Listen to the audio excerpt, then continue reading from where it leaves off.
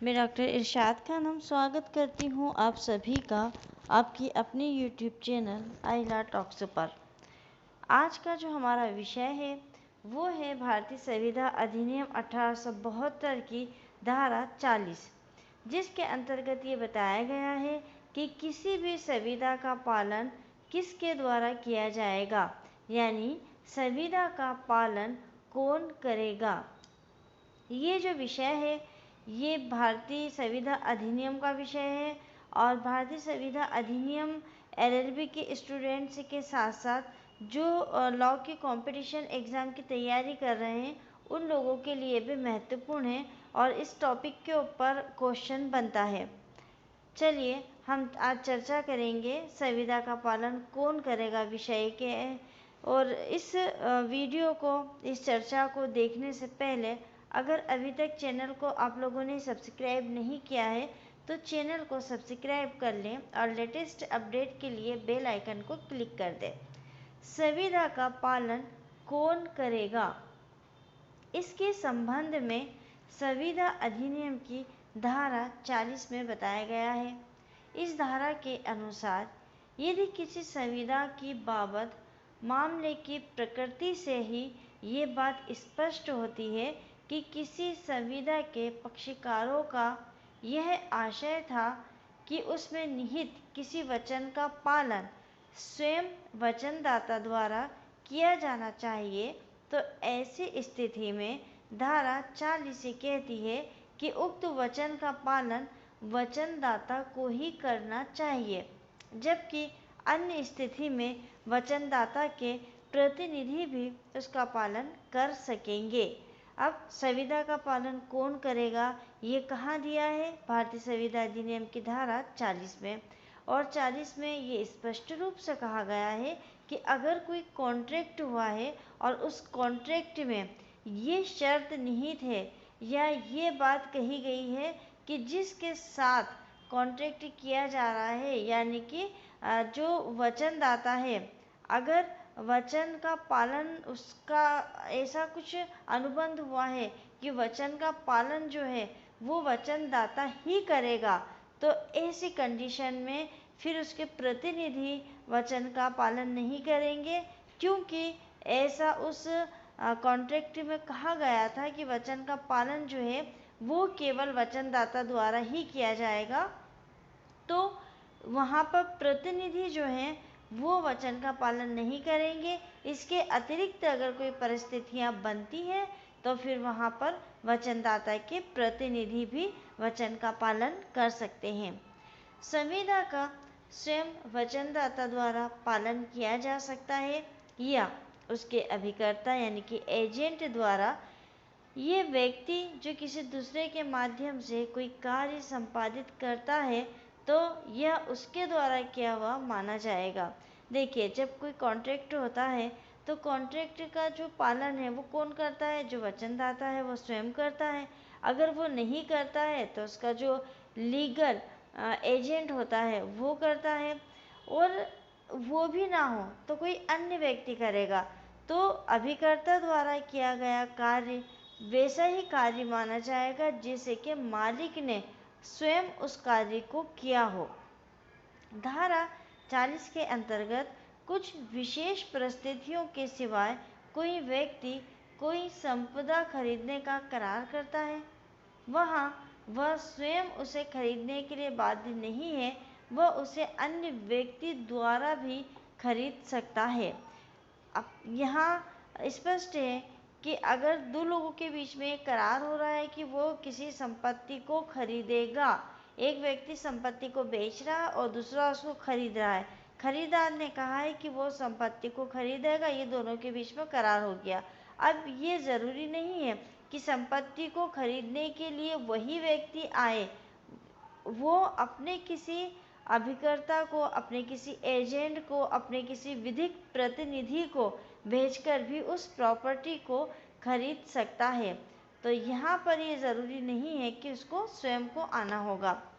इस बात को इस प्रकार से समझा जा सकता है, जैसे किसी व्यक्ति ने कोई ऋण लिया है, व्यक्ति मर गया, तो अब उसकी संतानों से इस ऋण को वसूला जा सकता है। उसकी संतान उस ऋण को देने के लिए उत्तरदायी होगी, क्योंकि उसकी संतान उसकी उत्तराधिकारी होती है। अंततः कुछ कार्य ऐसे होते हैं जिसमें संविदा का पालन उसी व्यक्ति द्वारा किया जा सकता है जिसके द्वारा वचन दिया गया था। देखिए, अगर एक व्यक्ति है और उसने कोई ऋण लिया है और वो व्यक्ति मर गया है, तो उसका ऋण कौन चुकाएगा? उसका ऋण उसके विधिक प्रतिनिधि या उसके उत्तराधिकारी चुकाएंगे। लेकिन कुछ संविदाएं ऐसी भी होती हैं जिसके अंदर वो व्यक्ति ही संविदा का पालन कर सकता है जिससे कि कॉन्ट्रैक्ट किया गया हो। जैसे कोई व्यक्ति किसी अन्य व्यक्ति के लिए कोई चित्र बनाने की संविदा करता है और उसके लिए वचन देता है, और वो व्यक्ति है जो चित्र बनाने वाला है, चित्रकार है, वो मर जाता है, तो अब ऐसी स्थिति में उसकी संतान को चित्र बनाने के लिए बाध्य नहीं किया जा सकता है।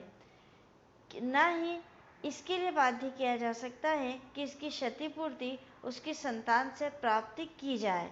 यानी आप ना तो उसकी संतान को चित्र बनाने के लिए बाध्य कर सकते हैं और न ही क्षतिपूर्ति उसकी संतान से प्राप्त की जा सकती है, क्योंकि चित्र बनाना एक नैसर्गिक गुण है, एक आर्ट है, एक कला है, और ये उसी व्यक्ति को आती है। उसके उत्तराधिकारियों में भी यह कला हो, इसकी कोई गारंटी नहीं होती है। तो कॉन्ट्रैक्ट में संविदा का पालन जो है या तो वचनदाता स्वयं करेगा। तो कैसे करेगा? तो वो आपको ये चित्रकार वाले एग्जाम्पल से समझ में आ गया होगा कि चूंकि वो खुद ही चित्र बना सकता है, कोई अन्य व्यक्ति उसका उत्तराधिकारी नहीं बना सकता है, तो यहाँ पर वो चित्रकार स्वयं करेगा। लेकिन अन्य कंडीशन ऐसी है जहाँ पर कि उसके उत्तराधिकारी भी कर सकते हैं।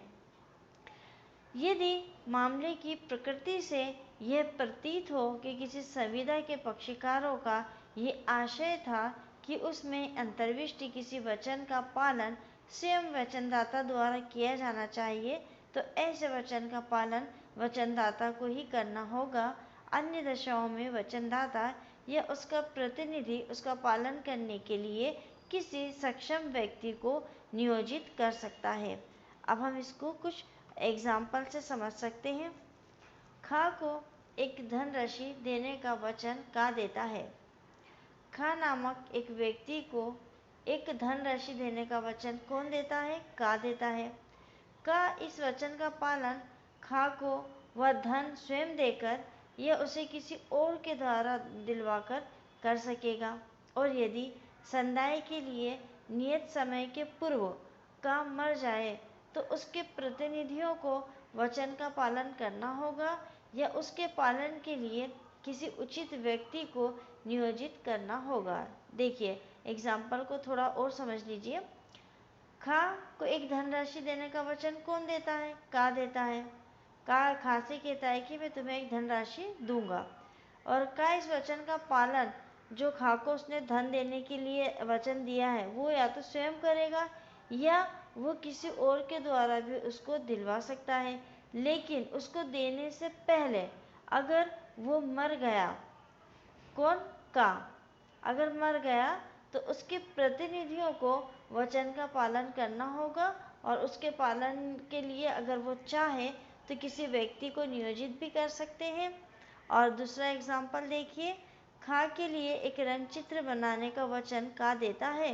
का को इस वचन का पालन स्वयं करना होगा, क्योंकि उसके उत्तराधिकारी रंग चित्र बनाते हों ऐसी कोई गारंटी नहीं है। जिस व्यक्ति को वो रंग चित्र बनाने के लिए नियुक्त करता है वो अच्छा ड्राइंग करते हों, अच्छा रंग चित्र बनाते हों, इस बात की भी गारंटी नहीं है। तो ये एक नैसर्गिक गुण है, ये एक कुदरती कला है जो उसको मिली है, वो विरासत में किसी और को नहीं सौंप सकता है। तो यहाँ पर वो स्वयं बाध्य है अपने वचन का, अपनी संविदा का पालन करने के लिए। तो मित्रों, आज की वीडियो में हमने ये जाना, ये समझा कि किसी भी कॉन्ट्रैक्ट में उसका पालन करना बहुत ही ज़रूरी होता है, और ये पालन कौन कौन कर सकता है, किस कंडीशन में उत्तराधिकारी करेंगे और ऐसी कौन सी कंडीशन है जहां वचनदाता को स्वयं पालन करना होता है, उसका उत्तराधिकारी, उसका लीगल जो प्रतिनिधि है वो ये कोई भी उस वचन का पालन नहीं कर सकते हैं।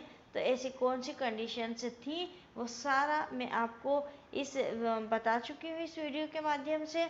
और मैं आशा करती हूँ कि ये वीडियो आपके लिए उपयोगी सिद्ध होगा। अगर वीडियो आपको पसंद आता है, टॉपिक आपको पसंद आता हो और आपके लिए उपयोगी हो, तो आप मुझे कमेंट्स करके ज़रूर बताइएगा।